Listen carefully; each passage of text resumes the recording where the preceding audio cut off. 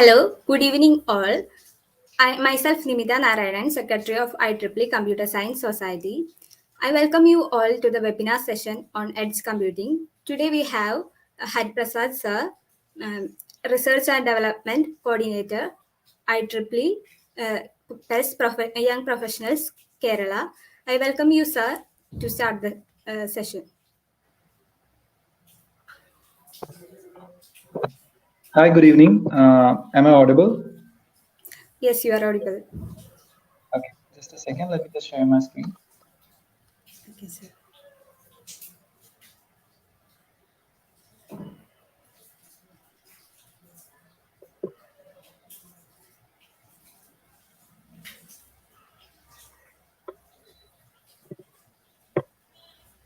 Okay.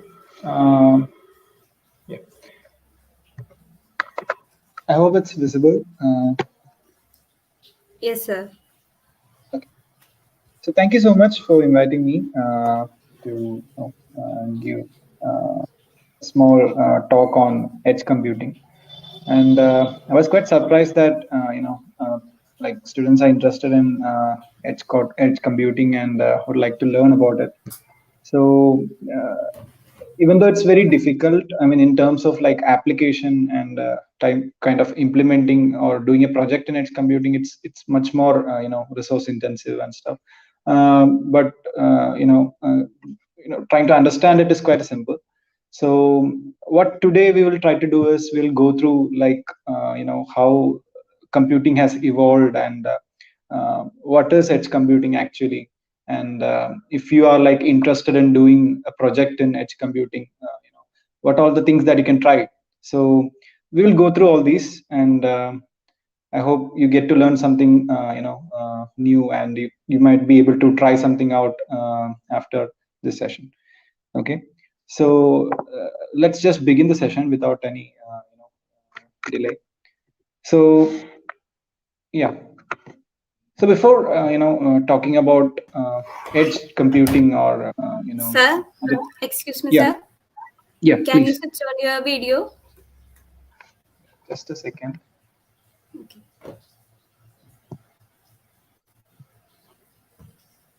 Okay, I have some issues with my camera, so Okay, it's I'm okay. actually using two devices. Is it a problem or No problem. is it okay? Okay. Fine. It's okay. Yeah. So before coming on to concepts of how edge computing actually works and how it's actually deployed, let's actually go back a little bit and talk about how conventional servers and how the thing, central computing unit, and how resource is being shared across devices in the earlier times. Okay, so that's basically the old servers that we might have learned in the early years, and it's not actually used as of now, but this is what it actually was like before.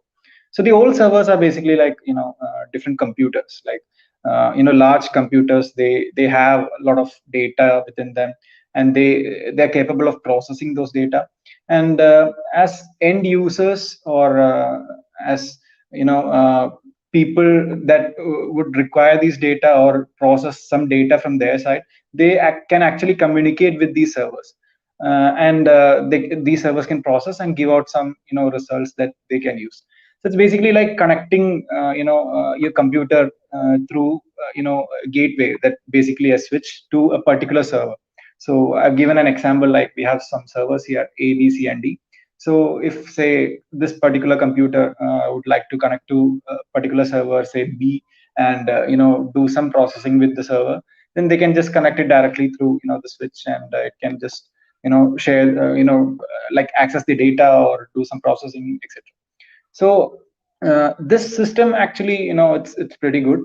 It's better when compared to a single computing unit, like a desktop computer, because we don't have enough capacity or processing power. So a group of servers, or a server farm, like I've shown A, B, C, and D. So this can be considered as a server farm, a group of servers. So this can be helpful, right? And this is actually what the early servers were like, before the cloud the cloud computing and all those things came into play.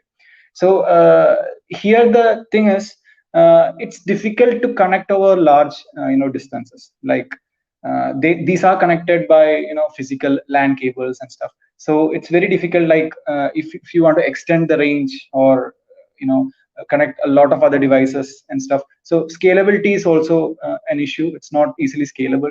You have to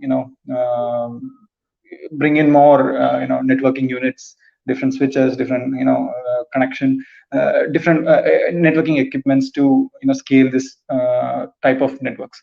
And the operating cost and difficulty of operation is also really high. So but still these were like pretty good, like we could be using this. And early examples of such servers were used within universities. So we have a local network with different servers for different purposes, and all these systems, or most of the systems in the university, can be like connected to the central server, and they can access data within the university.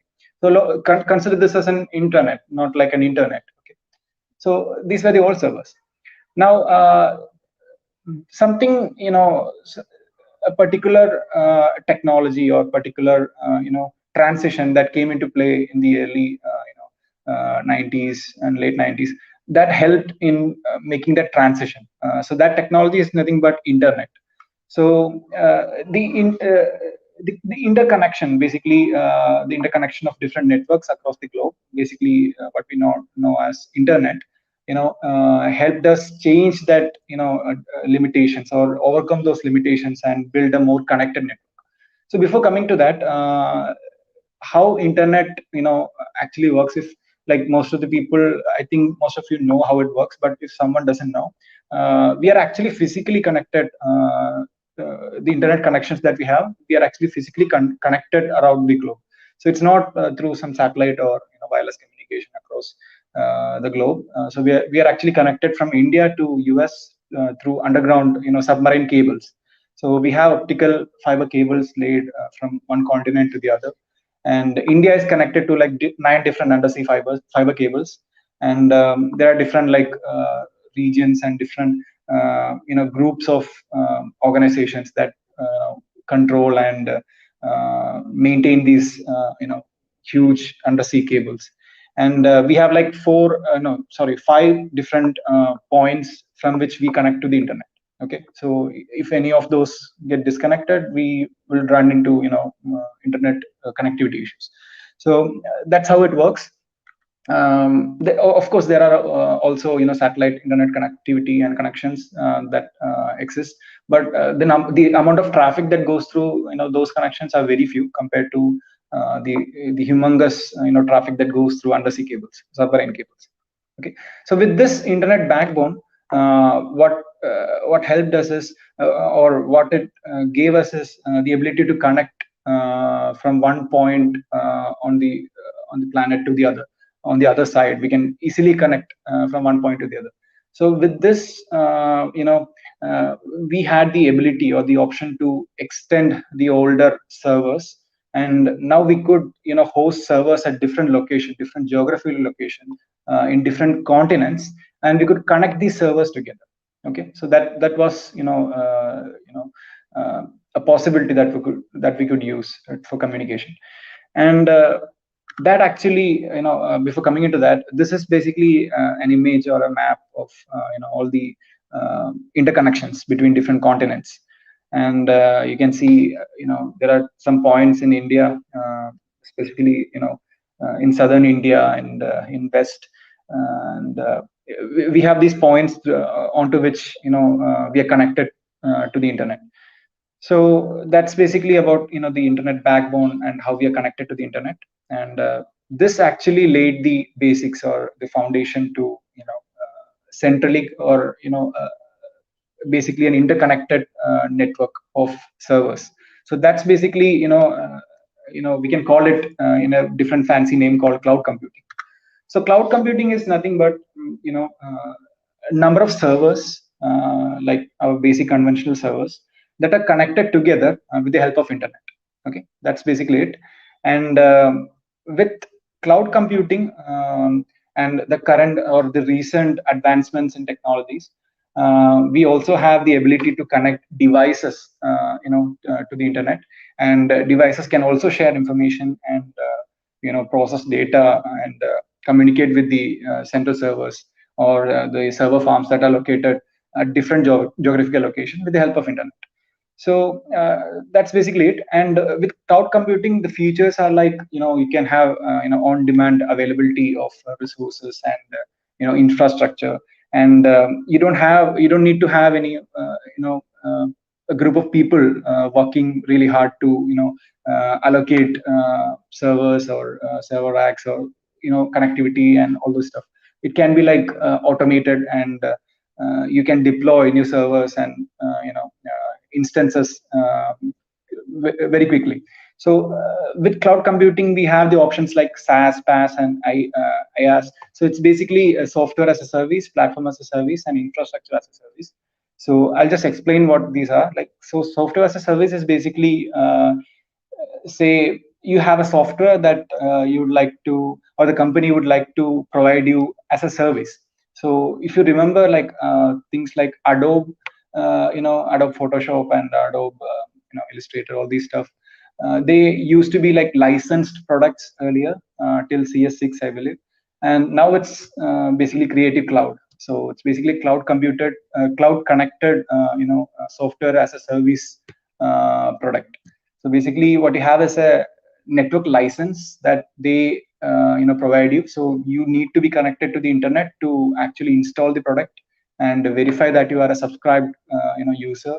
And while you're using, there will be some data that is being transmitted through the Creative Cloud service that you run on your desktop or your laptop, and they verify in between that you are actually a subscribed user, and make sure that you are running under the subscription. And when your subscription is like ended or it gets expired, you'll be like you won't be able to use the service again unless you resubscribe. So that's basically software as a service. Then there is things like platform as a service. So basically things like event management platforms. There are a number of them like Epdesk and stuff.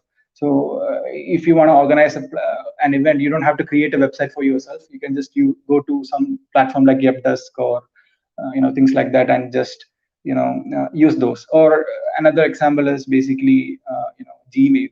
So it's a mail service provider, but they provide it as a platform as a service. So you can use that with as use their inbox in their platform, and you can communicate with others. So basically it's a mail server hosted by them, basically by Google, and you can use it. So they're providing a platform as a service, even though that service is basically free up to a certain limit, and then they charge you. Then comes infrastructure as a service, and this is basically more related to cloud hosting. And if you know how cloud hosting works, say you want to host your website on the cloud, and say you need a space of 20 GB storage and 2 gigs of RAM and 2 cores of CPU, then you can just instantly buy a virtual private server or a shared hosting service, and they will instantly provide you with all the infrastructure that you need for that particular website or maybe an application or anything. So that's basically infrastructure as a service. So basically you don't have to buy a physical computer or a physical storage unit. You can just buy it from the cloud. So they host it and they have the physical hardware with them, and you just pay for it and use it as a service that they provide you. So that all these things can be became possible with the help of internet and the basic architecture of cloud computing. So uh, I think a major cloud computing or a IaaS, I mean infrastructure as a service provider, which is Amazon Web Services. So they were like one of the earlier companies that had this vision of implementing cloud hosting and web services.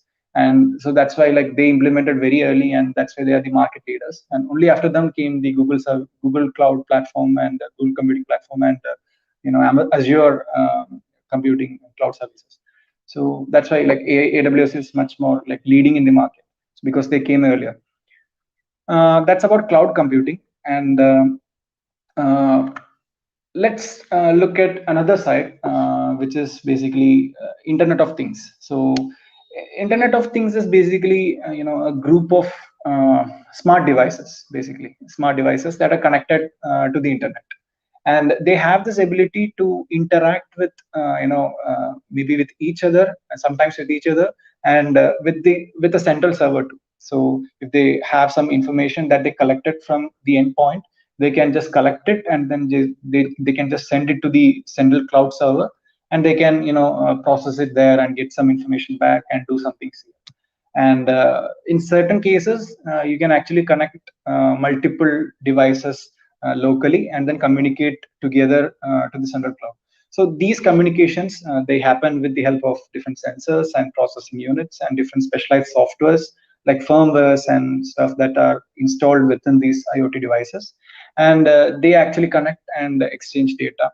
And they do this over the internet. And there are other communication protocols too, like Zigbee and all, and these can also be used. But basically, Internet of Things is basically devices connected over internet. Okay, so that's basically Internet of Things.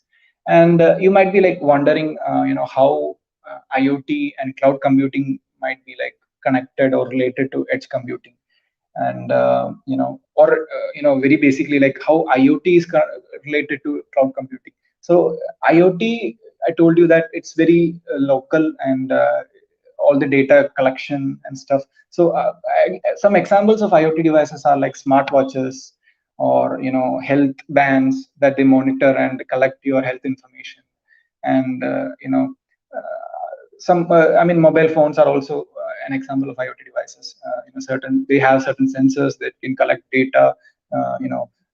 Then maybe GPS systems in vehicles. These are also devices. So these things, they have some limitations. Like they cannot process huge amounts of data within themselves, because due to computing resource, lack of computing resource, enough computing resource, and enough storage. They cannot process all these within themselves. So what they do is they actually send it to a central cloud or a central server. So basically, it's just cloud. And what the benefit of it is, they don't have to like consider your smartwatch being like 2 kgs, because it has all the processing power, all the stuff included in it. So that's really not possible, like not ideal. So in that case, what your smartwatch does is it actually uses your, in most cases, your smartwatch uses your mobile phone to send data to it. And most of the mobile phones right today, they can process it themselves, or in certain cases that data gets sent to a central cloud from the mobile device, and then it gets processed there and gets back to the mobile phone, and then you can view all the analytics that you want on your mobile phone. So that's basically how IoT works. IoT and cloud are related or interconnected together. So anywhere there is a huge amount of data and huge processing power is required, we actually what we do is we just send the data to the cloud and we do all the processing there, because of course we can't do all the processing in a small IoT device. So that's the only solution that we have. Now there is a problem here. The problem is sending data from IoT devices, or say a local device like a mobile phone or a computer, to a server like a cloud server that's located very far, like in US. The problem there is it takes time. Like even though the latency might be really low, like in milliseconds, but still it takes time, and that time is sometimes very crucial. And I'll explain to you where that time gets crucial. And also the other problem is it's very costly actually. So there is a problem with sending huge amounts of data to the central server and processing it there, and the processing time and the processing cost, that matters a lot. Okay. And another thing is network connectivity. So consider a situation in which you have some important data that you need to get processed in a very short amount of time to make a critical decision. And the problem is you don't have proper connectivity. And in that case, that particular decision that you need to make, if it's very crucial and something related to health or security, it can be like disastrous, or it can affect you in several ways. So in those cases, this is a big problem, right? Sending huge amounts of data, and the time that it takes, and the connectivity, all these things are a huge problem. So that's where edge computing actually comes into play. So it's kind of like a layer in between, the end devices and the cloud. And it the main thing about cloud computing, or the highlight, is that sorry, the edge computing devices, is that edge computing actually you know uh, processes data in in actually something called edge devices. Okay, so they actually lie between the cloud computing, the central servers, and the end devices. And what they do is they collect data from the end devices, and if they see that this data is processable within themselves, like the edge devices, and there is no requirement to send it to the central cloud, what they will do is they will process it there, because since they are kind of like a local server, they can process it there, and they will just give out the results to the device instantly. So in cases where we don't have the requirement to send it to the cloud server, because the processing can be done with the edge device, then they will do it there. And if there is a case where it's not possible, like it's huge, or it's not that critical, or not required instantly, then what they can do is they can just send it to the cloud server, process it there, and then get it back when it's required. So these things can actually solve the issue that we earlier had, like the connectivity issues, and the latency and all this stuff. So also it reduces the bandwidth cost also, because we don't, if it's not really required, we don't have to send the data to the central cloud. So basically, edge devices are actually central processing units, or processing units in general, that has the ability to process these data, and may not be like as powerful as the cloud solution or the cloud computing server, but they have the ability to process data to a certain extent. And in different use cases, we build edge computing devices in different ways according to our use cases. And wherever there is a requirement for making critical decisions or instant decisions, it's better to rely upon edge devices. So basically, I have highlighted the key points, like it reduces latency, and it reduces the bandwidth cost. And the good thing about edge devices is that they provide the results instantly. And the number of devices that can be connected to an edge device is like in billions, because it's a local, you can consider as a local subgroup. And each group, like a group of edge devices, can be like considered as a node, and you can connect number of end devices or IoT devices, to a particular node, and you can just process data there. So consider a situation in which you have like millions of devices, and you need to connect all those millions of devices to the central cloud. So that's very resource intensive, and it requires huge bandwidth. So it's better to like have a separate layer in between, like an edge computing layer, and you can actually connect all those millions of devices to this particular edge computing layer, and only process data, or data that are critical, can go to the cloud. So it's much more efficient and reduces the cost. So again, simply putting, edge computing is basically providing the computing power or resources, or deploying them at the edge rather than in the cloud. So edge means where the end device or the end user is present. So it's basically like local processing power. So that's basically what edge computing in definition is. Now the benefits, again, it's faster response time. So consider you need to make a quick decision, or you need to get processing instantly. There edge computing can be applied, and faster response time is could be like a really great option there. And I can give you an example of this. So consider your facial recognition. Your every mobile, I mean, nowadays all the mobiles have this facial recognition, face unlock software. And particularly some devices like Apple uses AI to process this particular feature. And I believe like most of the other devices do use AI. Now AI is quite resource intensive, and the thing is, if you like send your facial data, like if it's an image or if it's a 3D data points like Apple uses, and if you send it to cloud and then get processes there and then bring it back, the problem there is like it will take time, and that time, like if it takes time for an Apple iPhone to unlock your device, then that's actually pretty bad, right? No one will buy the mobile device. So in that case, it's better like to use something like edge computing, because mobile phones are equipped with pretty good processors and even GPUs too, so they can actually process it there itself, and these data need not be like sent to cloud devices. So that's basically an example of edge computing and edge processing.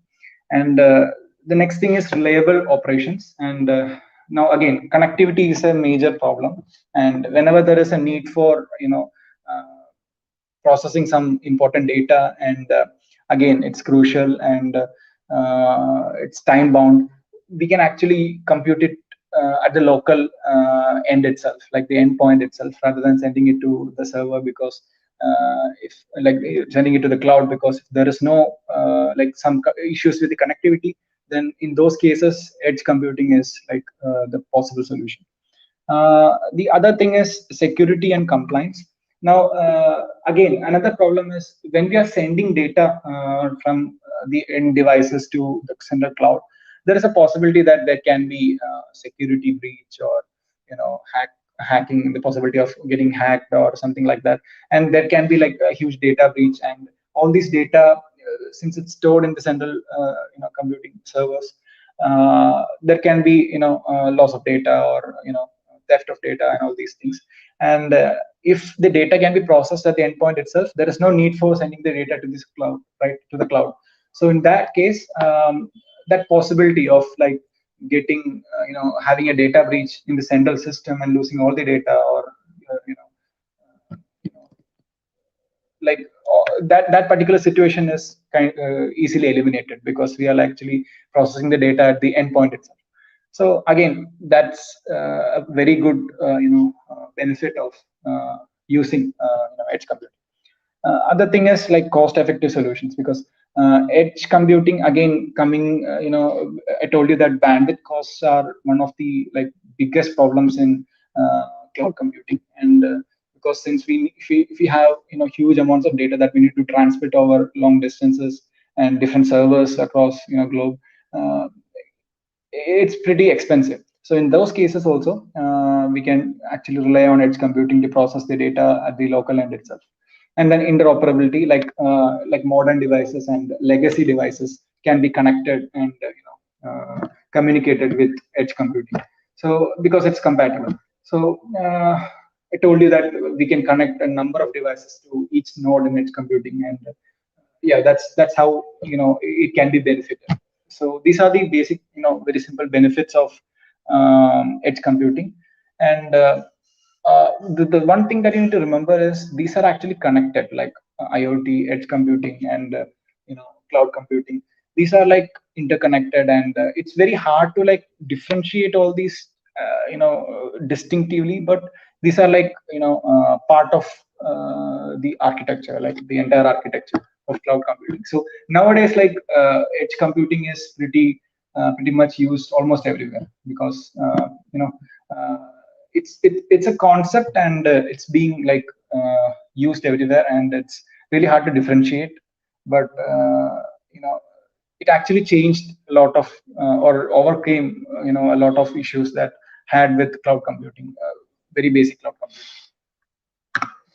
So this is basically a simple diagram that I can easy to understand how edge computing works. So this particular layer that you can see, uh, sorry, okay, so this layer that you might see is uh, of like the edge computing layer, which actually connects the cloud computing, the data centers, to the end devices. So it can be like anything from cars, or robots, or power stations, or water treatment plants, or anything. and all these decision making and all the data processing, if it's possible, can be done at the edge computing layer.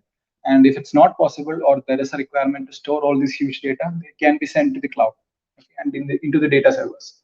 So that's basically, the basic uh, uh, the connection, like how different layers and the edge computing, how it fits properly between cloud and end devices.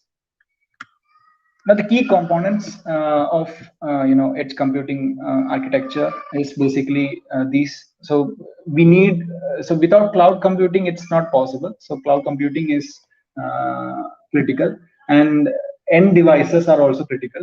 And in between, we have these things like edge device. So basically, edge device is a computing unit that is deployed at the edge or at the endpoint, and they are designed, in specifically or specially to do certain tasks.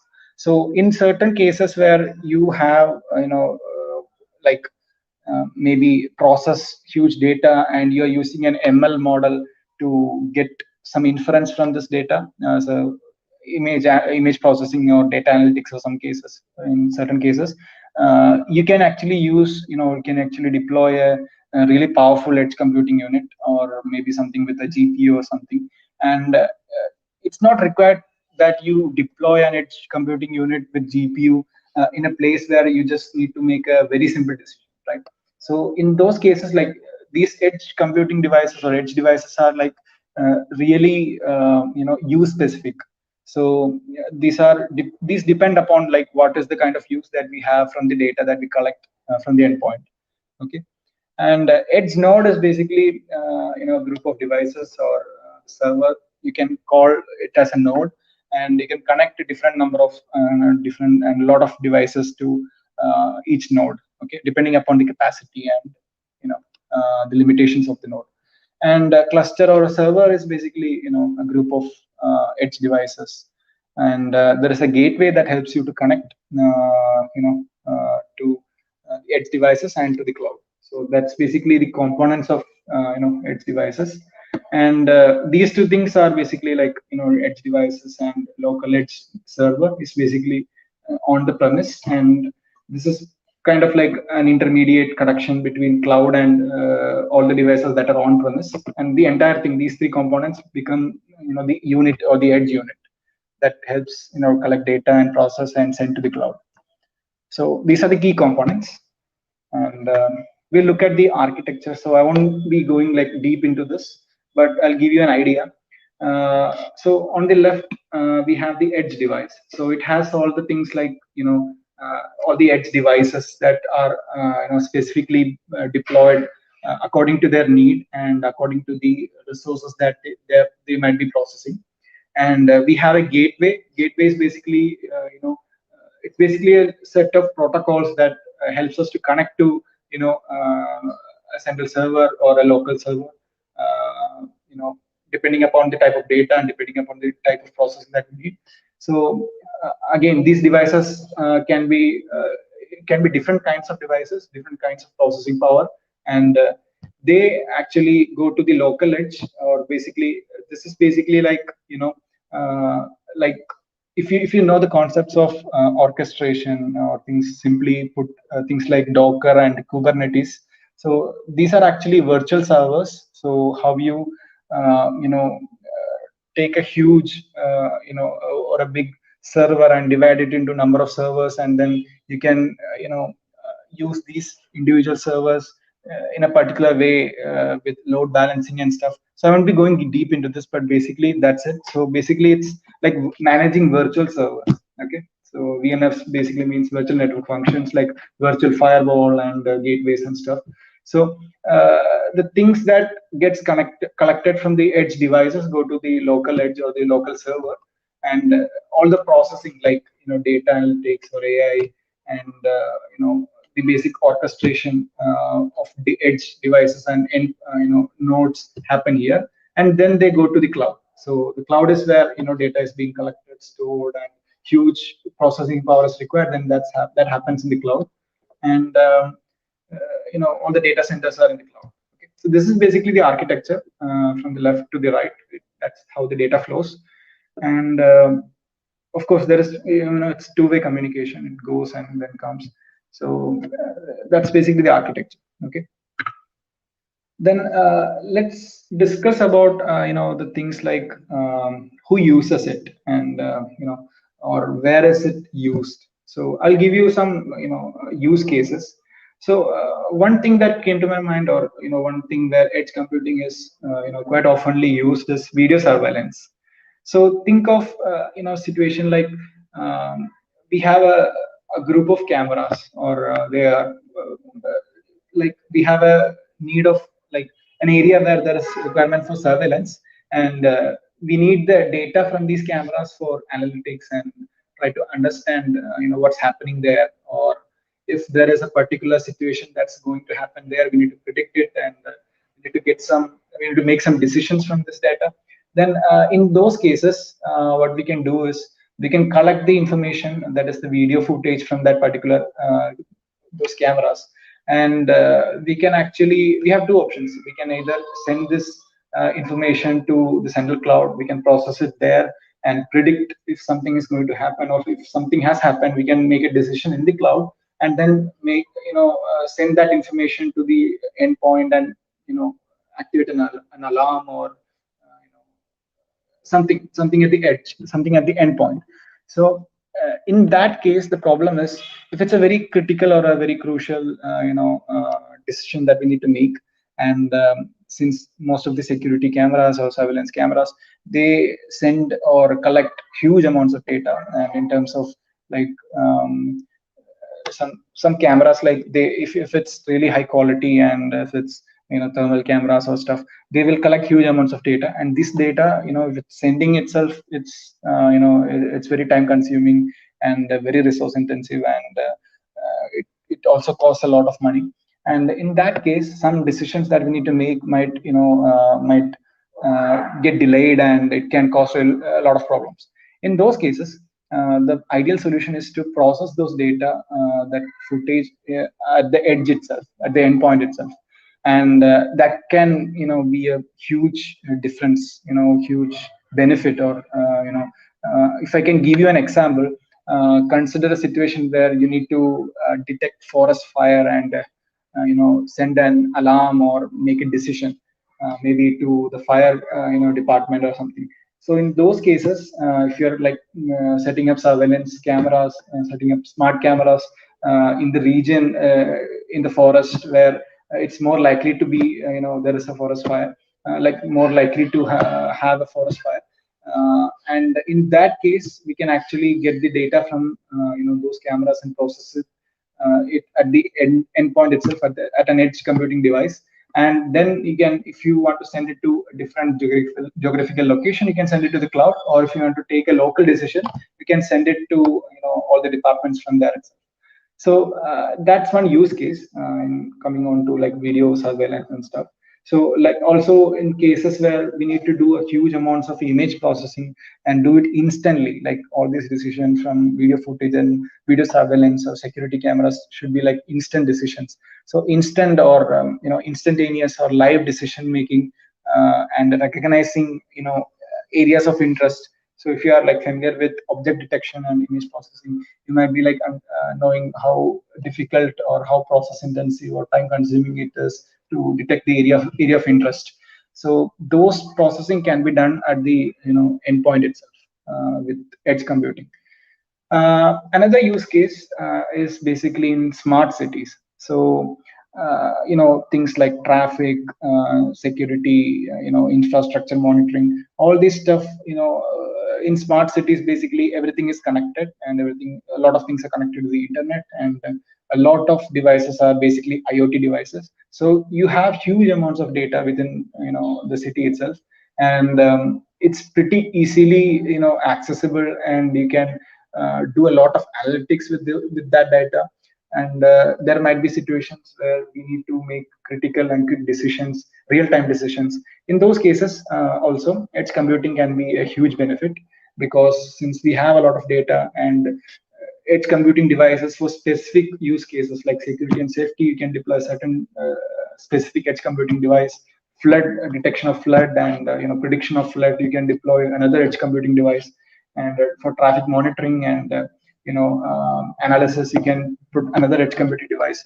And all these purposes, you can deploy different edge computing devices. And only in cases where you need to store huge amounts of data and process huge amounts of data that are not critical, you can send it to the cloud and then communicate it from there. So the like these are like two use cases, and another two use cases are like connected cars. So again, smart cars or autonomous cars. In those cases also, like if there is requirement of communication within cars, again there is a need of like very quick processing of data. And with edge computing devices, it will be really helpful to process the data within the car itself, and rather than sending it to central cloud and then having that huge amount of latency in communication. So that's also an use of edge computing, or a help that we can get from edge computing.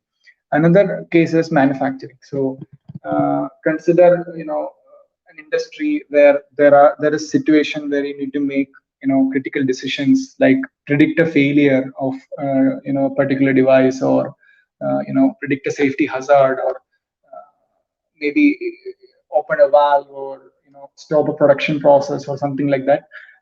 Again, there also, like there will be huge amounts of like huge number of equipments and different points of like operation. So all this stuff can be like monitored, or all the data that we get from all these endpoints can be processed in the industry itself, rather than sending it to a cloud and then processing it there, because all this decision might be like very crucial and very critical. And it might be a real-time decision that we need to make. In those cases also, edge computing can be really helpful. Now the other thing is, like I already mentioned this, but I'll also discuss it again, like the IoT and edge computing, how these two are like really interconnected, and uh, like how they benefit from each other. So IoT benefits, from having, if you have a computing power closer to it, then it's very helpful, because I told you that a smartwatch would communicate with mobile device, and then that mobile device may communicate with the cloud, and it will send it, all this stuff. But if we can process it within the mobile device itself, then that's quick decision there, and lesser bandwidth cost, lesser internet cost. So again, that's one use case. And the edge computing, analysis and data analysis and all this stuff, rather than sending it to cloud server and getting it back, we can do it at the local edge itself, rather than, because the main problem with IoT devices is that they don't have enough processing power or storage capacity, because usually they are really mobile. I mean, in the sense that they are easily carryable, or either attached to body or something like that. And in those cases, they are pretty small, and has low battery, low storage capacity, and low processing power. So in those cases, edge computing is like the solution to make quick decisions and get data instantly, like data results or analytics instantly. And again, machine learning models and analytics algorithms, regression algorithms. So if you want to run all those things from data from the IoT devices, then again, the only solution to get quick results is through edge computing, rather than sending it to a central device.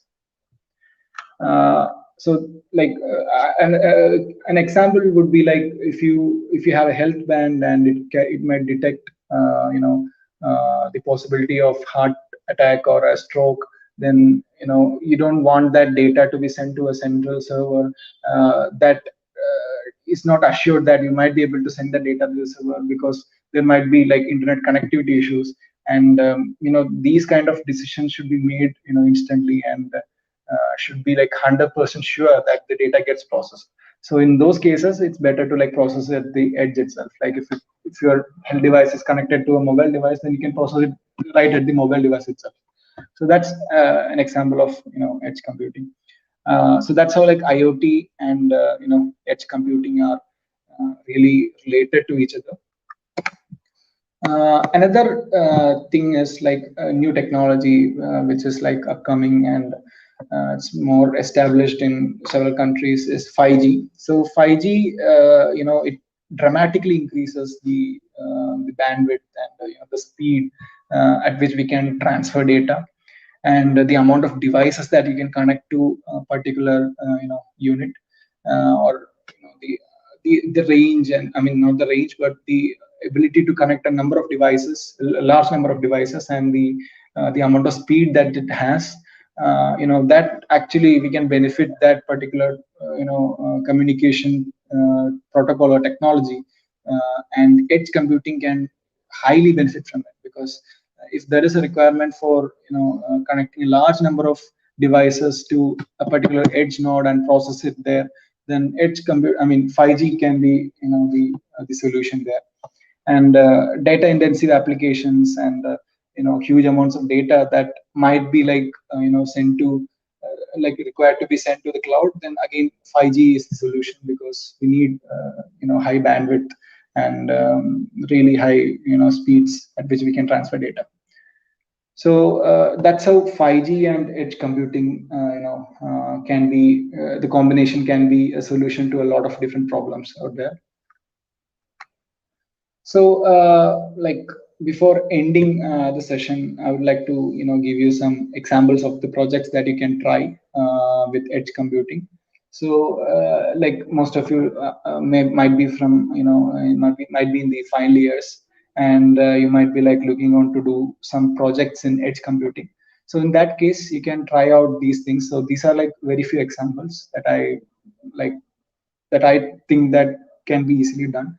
And these are like if you want to do a project in data analytics, and if you'd like to do it in the edge, like collect data from an endpoint and process it at the edge itself, rather than sending it to the cloud and make quick decisions. That can be a good project for your final year, and it's pretty easy. Like you don't have to like deploy an actual edge computing unit somewhere. You can actually use things like Raspberry Pi and stuff that has enough processing power, and some devices, some IoT devices, or some sensors that can collect data from the endpoint and send to this particular edge device, and you can process it there and send the analytics there itself, and make create the analytics there itself. So that's a an example of a project that you can do. Another one would be industrial automation. So select a process in the industry that you like to automate, and try to apply edge computing principles to that. And that can be a project that you might be like interested in doing in your final year. And again, augmented reality. So the problem with augmented reality is huge amounts of data, and it needs to be like processed at the endpoint itself, because you need like live feed and live decision making or live processing, else it will be like unusable. So in those cases, augmented reality filters and stuff, edge computing is the solution. So in cases where you don't have mobile device but you need to use AR in certain solutions, certain situations, you can find some idea or some use case where you can apply this edge computing, and that can be a solution, a project that you might be interested in doing. Another one would be like deploying a very process intensive task that requires a highly process intensive, or maybe like medium level process intensive ML model to process the data, predict some predict a possible outcome, or something. And you can use actually deploy that ML model in the edge, and you can process the data there and give a decision or a solution at the endpoint itself, rather than sending it to the cloud. Again, you can argue that you actually use like 1/4 of the expenses or the running costs that might incur when running the same model in a central cloud and connecting it to the endpoint. So that's actually a much better solution. So you can try a project on that also. Then comes in like data integrity and security of data. So rather than like sending data to the central cloud and risking it to theft or hacking or anything, you can actually store the data at the edge itself, and you can discard the unwanted data, and you can do the processing there itself.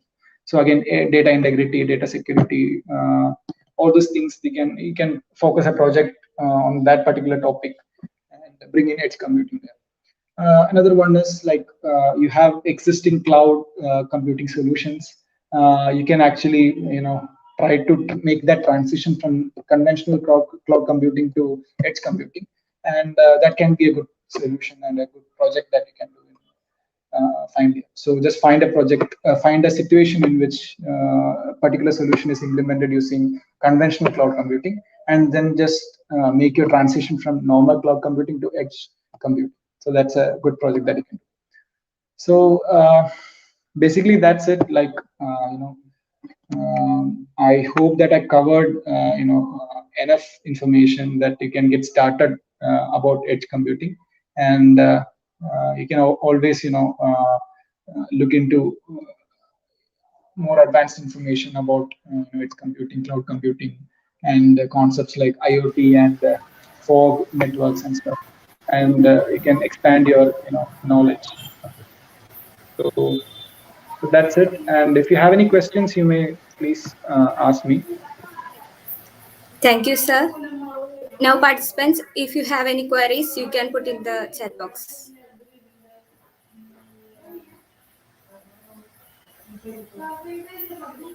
Sir, we have a query. How can we learn edge computing? Is there any good sites? Okay, the thing about edge computing is, um, it's basically there is no difference between normal like cloud deployment and edge deployment. It's the same thing, and the thing that you need to be like know or should be learning before trying edge computing or basically cloud computing is the concepts like Docker and Kubernetes. So you should be able to able to do orchestration, virtual server orchestration and stuff, so that you can easily understand what basically works or happens in edge computing. So I think you can get started with Kubernetes or basically with Docker and then transition to Kubernetes, because edge computing basically uses that. So I think after understanding and how to do and deal with Kubernetes, you can then make the transition to edge computing.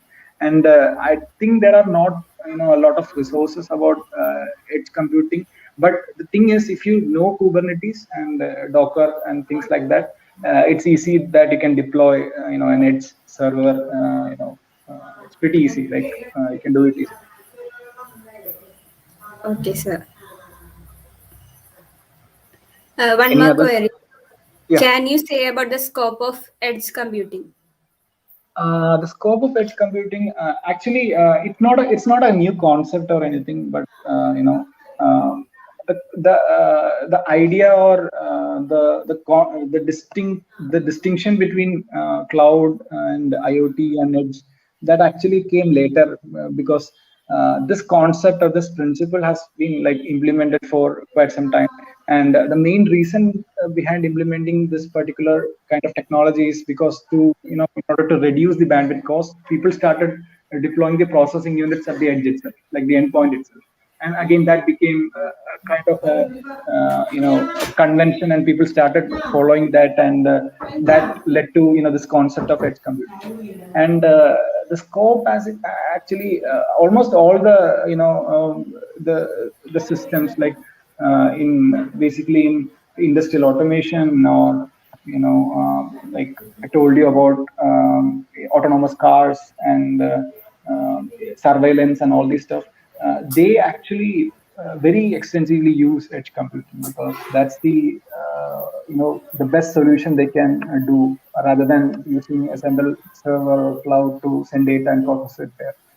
So it's very like the scope is like there's a huge demand, and like people are like trying to make all the transition from central cloud to edge. So yeah, I think that answers your question. Okay. Any more queries? I think there are no more doubts. So thank you, sir. One more doubt. What are the computer languages used? Okay, coming on to the languages, I told you that for edge computing you need to be like familiar with Docker and Kubernetes. So they don't use any specific languages. They have kind of scripting systems on their own. Like Docker has a different scripting system, and Kubernetes too has a different scripting system. And most of these scripting are like very easy to learn or very easy to understand. It's not like a conventional programming language that you need to learn from the basics, the data structures and all this stuff. So you don't need to be like familiar with any programming language to try this out. So it's basically like learn Docker and then Kubernetes, and then you'll be able to deploy an edge computing server. So I think that answers the question. Okay, sir. Any more queries? I think there are no more doubts. So thank you, sir. On behalf of IEEE Computer Society, I thank you for your valuable session. Thank you, sir. Thank you so much for inviting me. I think this is the second session that you are like inviting me to, Yes, sir. take. Yeah, thank you so much, and I hope that all of you got something to learn today, and I request you to like learn more about edge computing and try to do some projects on it, and Okay, sir. it can be like a viable project that you can do in your final year. So all the best. Thank you, sir. Please fill the feedback form shared in the chat. It will be valid for 10 minutes. Then, thank you all.